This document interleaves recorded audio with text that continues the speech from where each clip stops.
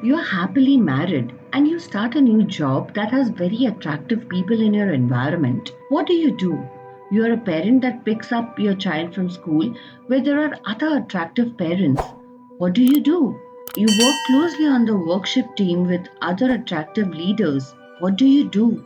Hi, I am Firdaus Mudassir and welcome to my channel Women and Childcare.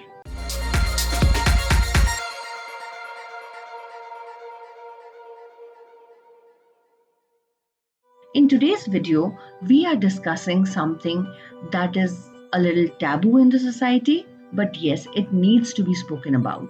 So today we are discussing 5 tips to deal with extra marital attraction. I could list more scenarios where we are constantly surrounded by the opposite sex on daily basis. However, I don't think that's necessary. The reality is, at some point in our marriage, we may find ourselves noticing someone other than our spouse. First, let me say, there is no shame. Just because you noticed an attractive human being does not make you unfaithful or unhappily married. God created some seriously beautiful people in this world, and I am impressed with His artistry. I have personally discovered many people, including me, notice beautiful people all of the time. What I've also discovered about is that we have to guard our heart and mind so as to not to dwell on their attractiveness for too long. That's when your noticing crosses over into lusting and your mind and heart starts heading into unsafe territory.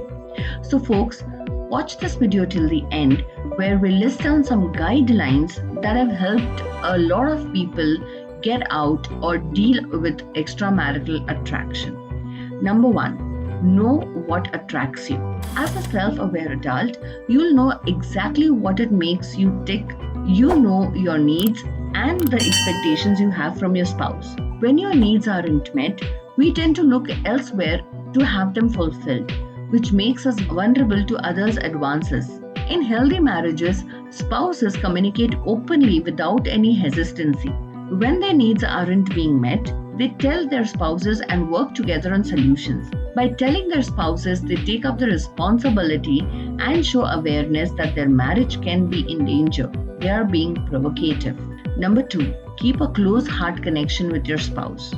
Obviously, some of your attraction may be stemming from a lack of connection in your marriage. Please make it a priority to have intimate heart connection time with your spouse. Do the work that it takes to keep your marriage healthy and vulnerable. If you find that you need to have the conversation that I mentioned above, know that it's an opportunity to bring you both closer together. It's a conversation that tells your spouse that you care enough about your marriage that you're willing to risk them being upset. It tells them that you don't keep secrets and you're on the same team. Tip number 4, dethrone your spouse. Yes, it is critical that we believe in, affirm, and validate our partner. Complimenting, applauding, and supporting the man or woman we married is important. It is, however, also necessary that we ditch the idea that our spouse will meet our every need. Embracing our partner's foibles,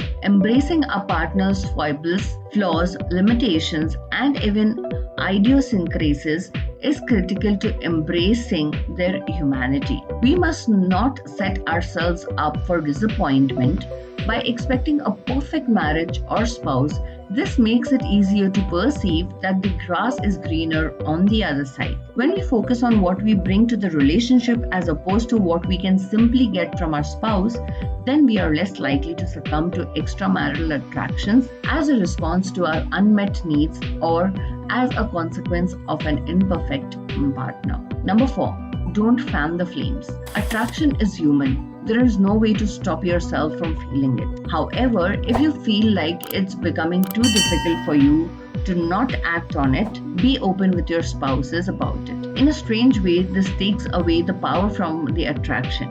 Instead of keeping the attraction to yourself and fantasizing about the individual, you put your relationship at the forefront and do what is right for your marriage. And finally, tip number 5, set boundaries. Recognizing that someone is attractive isn't a problem. Acting upon it is. If you find yourself intentionally looking to gain someone's attention, you are in the wrong place. You lack discipline and are putting your marriage at risk. Setting boundaries prevents you from being in situations where you may be tempted to make a move. For example, if you find yourself attracted to someone at work, don't have lunch alone with them and keep your conversations to the minimum. Well, that's it from me, folks, in today's video. I hope these tips help you understand what and where you are in your personal life and where you can take things in your marriage. If you have liked this video and the other videos on this channel, make sure you hit the subscribe button and also click the notification bell icon. You can also follow me on other social media platforms like Instagram, Facebook, and LinkedIn. In case of any doubt, query, or inquiry, make sure you write to us on the email ID given in the description box. See you in the next video. Thank you so much.